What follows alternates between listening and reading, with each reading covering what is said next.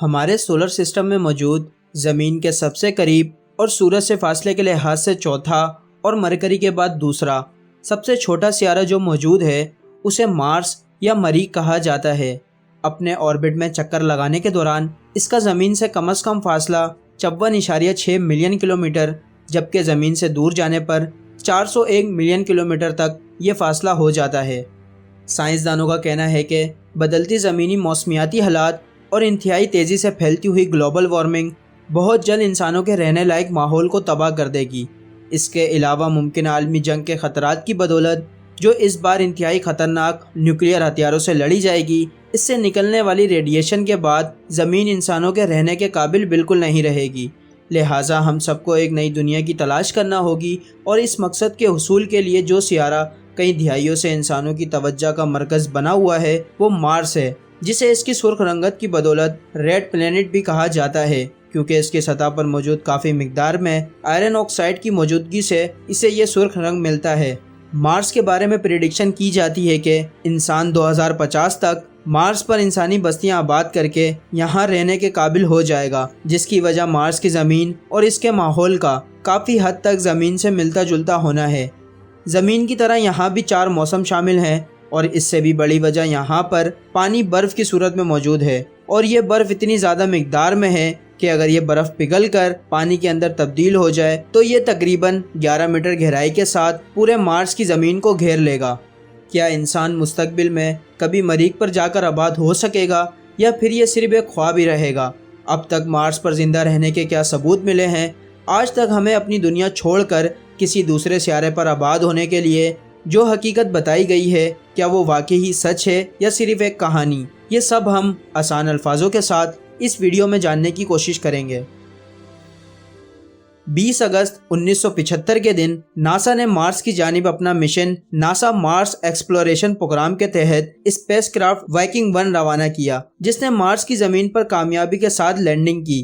Viking 1 نے اترنے کے بعد پہلی دفعہ مارس کی جو تصویر بھیجی وہ یہ ہے۔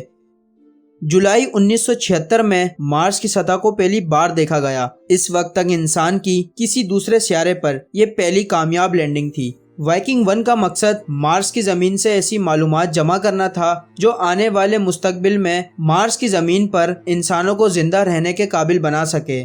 وائکنگ 1 کا مشن صرف 90 دن کا تھا، لیکن پھر اس کی کامیابی کو دیکھتے ہوئے اس کی مدت میں اضافہ کیا گیا۔ یہ 6 سال 4 مہینے تک مسلسل کام کرتا رہا، اور اس نے 50,000 سے زائد تصویریں زمین پر بھیجیں۔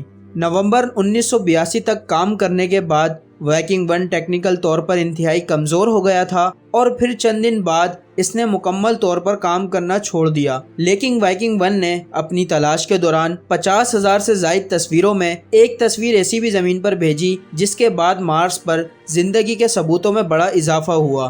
اس تصویر میں یہ اندازہ لگایا گیا کہ یہ برف کی صورت میں جمع ہوا پانی ہے، جبکہ کچھ ماہرین نے یہ اندازہ لگایا کہ یہ فروزن کاربن ڈائی آکسائڈ ہو سکتی ہے، لیکن اس کا کوئی ٹھوس ثبوت نہیں تھا، اور اسی لیے اس کے بعد 25 مئی 2008 میں فینکس نام کا اسپیس کرافٹ مارس کی زمین پر بھیجا گیا، جس کا بنیادی مقصد مارس پر موجود پانی کو تلاش کرنا تھا۔ اور پھر ناسا نے پہلی دفعہ 27 ستمبر 2012 میں مارس پر موجود پانی کے ثبوت پیش کیے۔ اس کے بعد 22 نومبر 2016 میں ناسا نے مارس پر یوٹوپیا پلانیتیا نامی علاقے کے اندر زمین کے نیچے بڑی مقدار میں برف دریافت کی۔ مارس کو ایکسپلور کرنے کے لیے اب تک کئی مشن یہاں پر بھیجے جا چکے ہیں، اور سائنٹسٹ کئی دہائیوں سے مارس پر زندگی کو تلاش کر رہے ہیں۔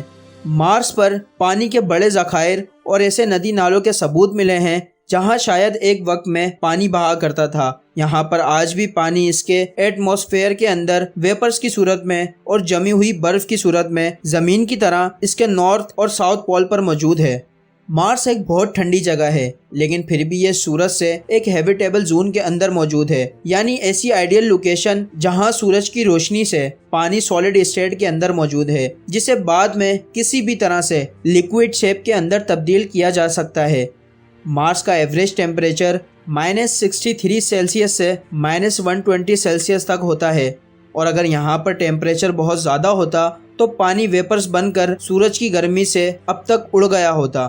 मार्स पर सूरज की दूरी की वजह से इसका एक दिन जमीन के एक दिन यानी 24 घंटे और 37 मिनट का होता है, जबकि एक साल 2 गुना बड़ा यानी 686.98 दिन के बराबर होता है। मगर जो चीज इंसानों को इस सियारे पर आबाद होने से रोक रही है वो है यहाँ की ग्रेविटी का जमीन की निस्बत 62% कम होना और यहाँ पर सांस लेने के लिए ऑक्सीजन के बजाय काफी मिकदार में तकरीबन 90% कार्बन डाइऑक्साइड का मौजूद होना। इसके अलावा मीथेन गैस, नाइट्रोजन गैस और मुख्तलिफ किस्म की गैसेस मार्स के एटमॉस्फेयर में शामिल होना है।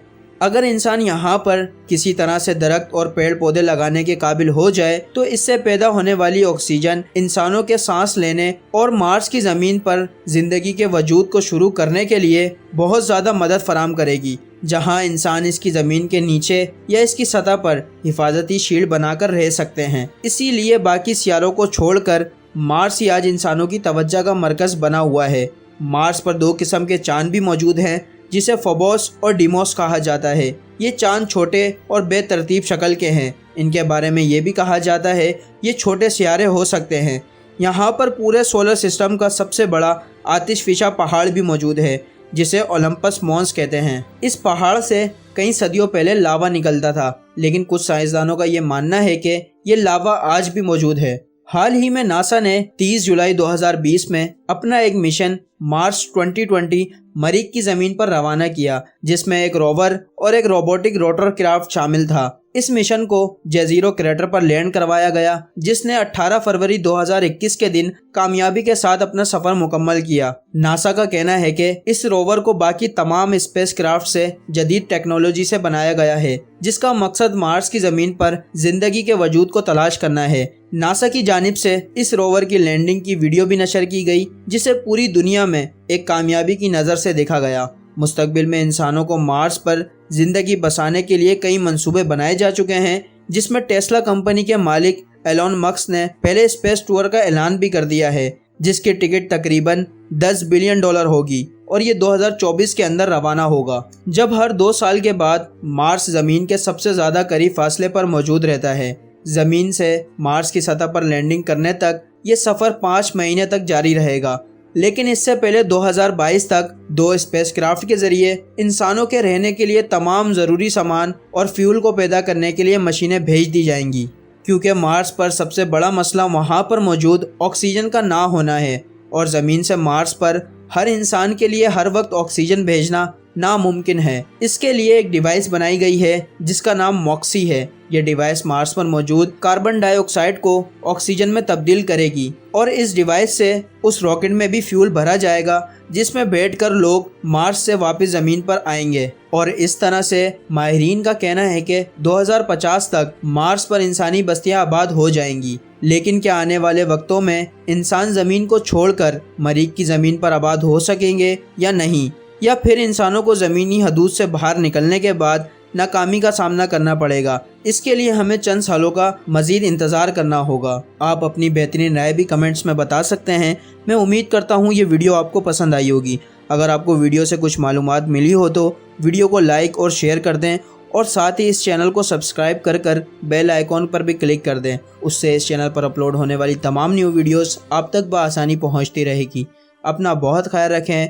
अल्लाह हाफिज़।